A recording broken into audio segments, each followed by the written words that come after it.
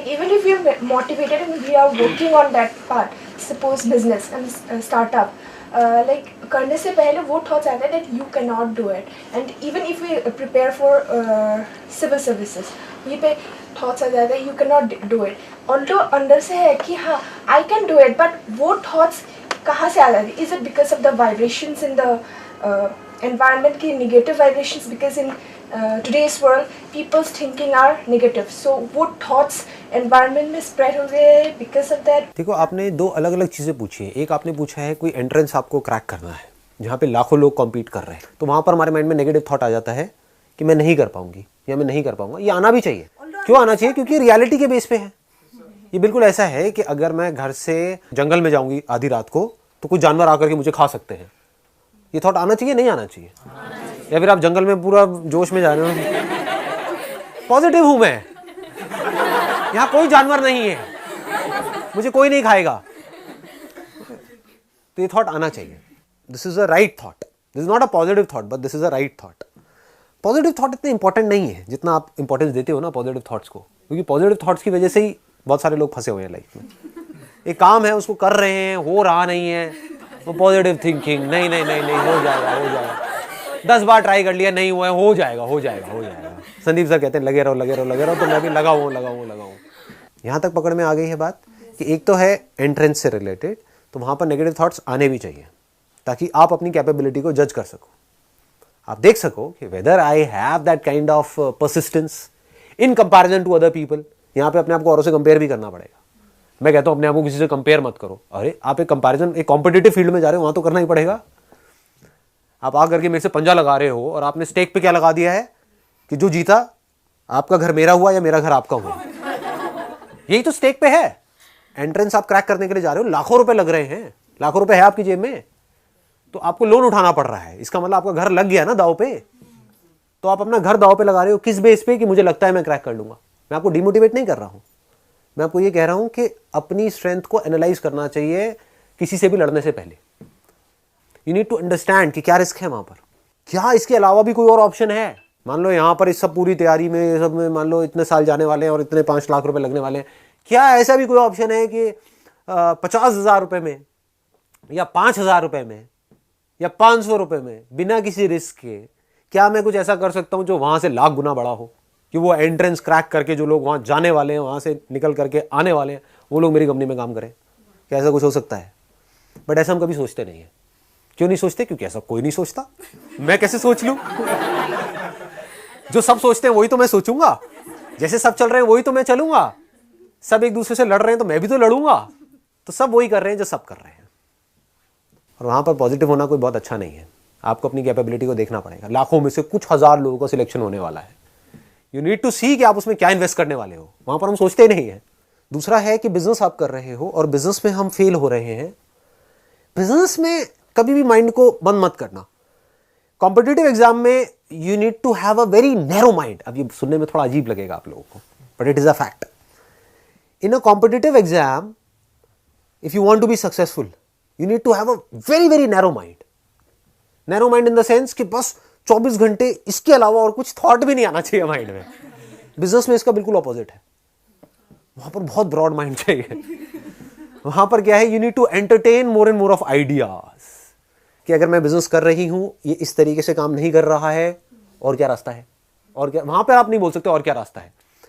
वही पेपर होगा जो आपको देना पड़ेगा। आप ये नहीं कह सकते और कोई पेपर भी है क्या, और कोई रास्ता भी है अंदर घुसने का। कोई रास्ता नहीं है, एक ही रास्ता है वहां पर वेल डिफाइंड एक ही रास्ता है। पहले ये, फिर ये, फिर ये, फिर ये। बिजनेस में ऐसा कोई रास्ता नहीं है। तो आपको देखना है सबसे पहले तो कि क्या आपका जो थॉट प्रोसेस है वो ब्रॉड माइंडेड है या नैरो माइंडेड है। अगर ब्रॉड माइंडेड है तो कॉम्पिटिटिव एग्जाम में क्रैक करना is next to impossible for you, क्योंकि हर रोज कुछ नए थॉट आएंगे माइंड में। अब मैं ये नहीं कह रहा कौन सही है कौन गलत है। I am not judging anybody and I am not saying narrow minded in a negative way. हो सकता है स्कूल टाइम से ही आप ऐसे थे कि मैं एक चीज में, मेरे से ना बहुत सारी चीजें नहीं होती हैं। एक काम पकड़ लिया, बस उसी पे मैं लगाऊं और मैं करता चला जा रहा हूं। कुछ होते हैं वो बाय बर्थ ही अजीब से होते हैं, जैसे मेरे टाइप के कैरेक्टर होते हैं। वो मतलब एक जगह पर टिक नहीं सकते हैं, समझ गए। उनको होता है कुछ क्रिएटिव, ये क्रिएटिव लोग बोलते हैं इनको। हर सेकंड में कुछ अलग हो रहा है, हर सेकंड में कुछ नया हो रहा है। तो वहां तो हर सेकंड में कुछ अलग नहीं हो रहा है, मैं कैसे क्रैक करूंगा उस कॉम्पिटिटिव एग्जाम को, मेरे बस का तो नहीं है।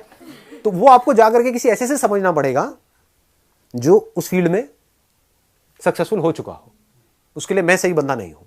But if you have got a creative mindset, अब वो हर एक का अपना अलग अलग होता है। जैसे होता है ना घर के अंदर कुछ अजीब अजीब सी चीजें आप कर रहे हो कंप्यूटर में, यहाँ पे वहां पे ये वो वट कि मतलब कुछ भी थॉट्स आते रहते हैं, तो वहां पर तो पूरा खुला हुआ दिमाग चाहिए। कभी भी कोई भी अजीब सा थॉट आ सकता है, उसको आपने इंप्लीमेंट किया, नहीं काम किया, दूसरा किया, नहीं काम किया, तीसरा, अनलिमिटेड रास्ते हैं। उसमें से कौन सा रास्ता काम करेगा कौन सा नहीं ये भी नहीं पता है। वहां पे एक थ्रिल है, मतलब this is an unknown path which looks very dangerous to most people. सबको श्योरिटी चाहिए, अननोन से डर लगता है, पता ही नहीं है कल क्या होने वाला है, इससे डर लगता है लोगों को। तो सबसे पहला स्टेप इसमें ये नहीं आता है कि जोश में आकर के अपना होश खो देना। सबसे पहला है होश में आराम से बैठ करके समझना कि मैं क्या हूं। वो कोई नहीं करता है, क्योंकि आपको कोई और बताता है आकर के कि आप क्या हो। आपको खुद को पता भी है आप क्या हो, दुनिया आपको बताती है कि नहीं तू इस काम में अच्छा नहीं है, तू इस काम में अच्छा है, दुनिया बताती है और आप करने लग जाते हो।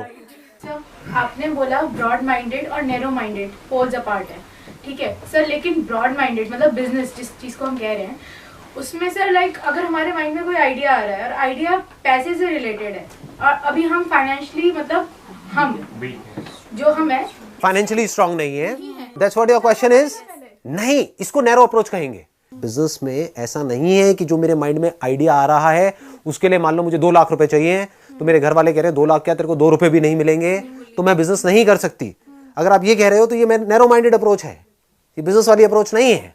ब्रॉड माइंडेड अप्रोच का मतलब क्या है, 2 लाख छोड़ मैं तो 2 रुपए से शुरू करूंगी। That is broad minded, that is entrepreneurship. कुछ भी नहीं है तो 2 रुपए भी नहीं है, 1 रुपए भी नहीं है तब भी होता है। बिजनेस का पैसे से कोई कनेक्शन नहीं है। तो जैसे मैं वेडिंग प्लानिंग का एक बिजनेस करना चाहती हूँ लेकिन मैं सीए कर रही हूँ। अब आपने जो एग्जांपल दिया है मैं उसी से रिलेटेड आपको अभी बता देता हूँ। ये काम बिना पैसे के कैसे कर सकते हो। आप 100-200 रुपए अपने किसी फ्रेंड से ले सकते हो। अगर फेल हो गया प्लान तो उसे भी तो वापस करने पड़ेंगे, वो कहाँ से लाऊंगी। 100-200 रुपए भी नहीं, अरे 100 रुपए दो यार। सुनो, अब मैं ये कह रहा हूं आप सीए कर रहे हो, करते रहो, साथ साथ में ब्रॉड माइंडेड अप्रोच आपको बता रहा हूं क्या होती है। अगर मैं आपकी जगह होऊंगा तो मैं क्या करूंगा, as simple as that. Wedding planning में मेरे को आइडिया आ रहा है और अंदर से आ रहा है, पहले तो मैं ये देखूंगा कि क्या एक्चुअल में आ रहा है या मैं बस वैसे ही कि मैंने बैंड बाजा बारात देखी और ये देखा तो मैं वैसे ही एक्साइटेड हो रही हूँ कि हाँ मैं भी कर लेती हूँ, नहीं भी किया तो कोई फर्क नहीं पड़ता है। वेडिंग प्लानिंग में क्या होता है, रोज कुछ नया करना होता है, क्रिएटिव होता है, प्लस बहुत ज्यादा उसके अंदर स्ट्रेस होता है। मतलब कि और मुझे मजा ही स्ट्रेस में आता है, मजा ही वहां पर आता है जहां पर प्रेशर बहुत ज्यादा हो। That's why I want to do it. तो आपको ये क्लियर हो गया कि मुझे करना है। अब सवाल आता है कैसे करोगे और फ्री में कैसे करोगे। 100-200 रुपए के अंदर आपके छपे विजिटिंग कार्ड, आप बन गए wedding planner. As simple as that. आपके विजिटिंग कार्ड बन गए, फाउंडर एंड सीईओ व्हाटएवर जो भी आपकी कंपनी का नाम है, ठीक है, आपका एक बन गया विजिटिंग कार्ड बन गया, उसमें आपका नाम आ गया। आपने क्या किया, जो वेडिंग प्लानिंग कंपनीज हैं उनसे जाकर के टाइप किया। आता हुआ बिजनेस किसको बुरा लगता है। 100 रुपए आपके लगे विजिटिंग कार्ड के अंदर, बाकी के बचे 100 रुपए, ठीक है, 200 रुपए में काम शुरू हो रहा है। आपने क्या किया, गूगल एडवर्ड्स के ऊपर अपना एक अकाउंट क्रिएट किया। वहां पर कोई भी अगर सर्च करता है वेडिंग प्लानर तो वहां पर आपकी एड आएगी। जब एड दिखती है तो उसके पैसे नहीं लगते हैं, तो वहां पर जब एड दिखेगी तो आपने अपना मोबाइल नंबर दे दिया, तो उन्होंने अगर आपको देख करके ऐड कॉल कर दिया तो फ्री में आपके पास में एक लीड आ गई। बट अगर उन्होंने क्लिक किया तो 10 रुपए लगे या 5 रुपए लगे मान लो। उसमें भी वर्ड्स होते हैं, हम कैसे चूज करते हैं। तो आपने ऐसे वर्ड्स चूज किए जो सस्ते हैं, वो थोड़े लंबे वर्ड्स होते हैं, ठीक है, जिसमें कंपटीशन कम होता है। ऐसे वर्ड्स होते हैं जो सस्ते होते हैं। तो आपने वो सस्ते वर्ड चूज करे कि अगर किसी ने सर्च किया मान लो वेडिंग प्लानर्स इन, ज्यादातर हो सकता है जो बड़े वेडिंग प्लानर्स होंगे वो सिलेक्ट करेंगे वर्ड वेडिंग प्लानर्स इन गुड़गांव, वेडिंग प्लानर्स इन दिल्ली। आपने क्या सिलेक्ट किया, आपने एरिया सिलेक्ट कर दिया, क्योंकि कोई ये भी तो सर्च कर सकता है ना वेडिंग प्लानर इन मान लो दिलशाद गार्डन। तो वो कोई कीवर्ड किसी ने नहीं पकड़ा होगा, तो उसमें कंपटीशन कम होगा। तो वो आपको कितने का मिल गया, 5 रुपए का मिल गया। तो वहां से अगर 20 क्लिक हुए तो 20 क्लिक होने का मतलब क्या है, कम से कम 200 लोगों ने आपकी ऐड देखी। उस 20 क्लिक में से मान लो आपके पास में एक भी कॉल आई, आपके पास में विजिटिंग कार्ड्स हैं या 2 कॉल्स भी आपके पास में आई, तो आपका काम शुरू हो चुका है। पीछे से आपने किसी और से टाइप किया हुआ है कि अगर ये काम मिल गया तो करोगे आप, नाम होगा हमारा, उसमें इतना % हमारा होगा, इतना आपका होगा। अगर आपको मीटिंग के लिए जाना है तो जिससे आपने टाइप किया उनको आप साथ ले जा सकते हो। तो आपके पास में पूरी की पूरी टीम है कि हम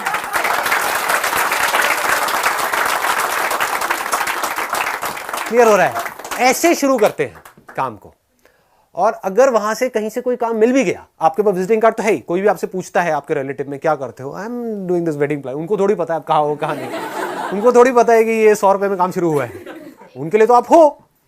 और अब आपको क्या चाहिएगा? प्रोफाइल चाहिएगी, क्योंकि जाते हो सबसे पहला क्वेश्चन आपसे ये पूछेंगे आपने क्या किया है। तो जिनसे आपने टाई अप किया है उनकी प्रोफाइल आपकी प्रोफाइल, क्योंकि करेंगे तो वही ना। तो आप दिखा सकते हो, देखो ये वेडिंग हमने मैनेज करी है, समझ गए?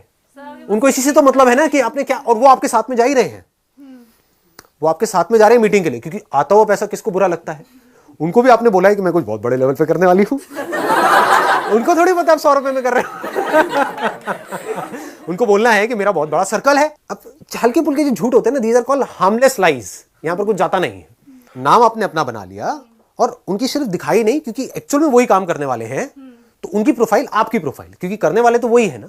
आपको कोलैबोरेशन हो गया, कैसे हो गया? फ्री में हो गया। उसमें अगर वो काम आया तो 20% आपका, 80% उनका। मान लो अगर 5 लाख में शादी हुई तो आपके पास में 1 लाख रुपए आ गया, यहां से 4 लाख उनका है, 1 लाख आपका है। अब इस 1 लाख से आप क्या कर सकते हो वो आपके ऊपर है। लखपति बन गए। हाँ, और इससे आप 200 रुपए वापस कर दोगे। मोस्ट इम्पॉर्टेंट है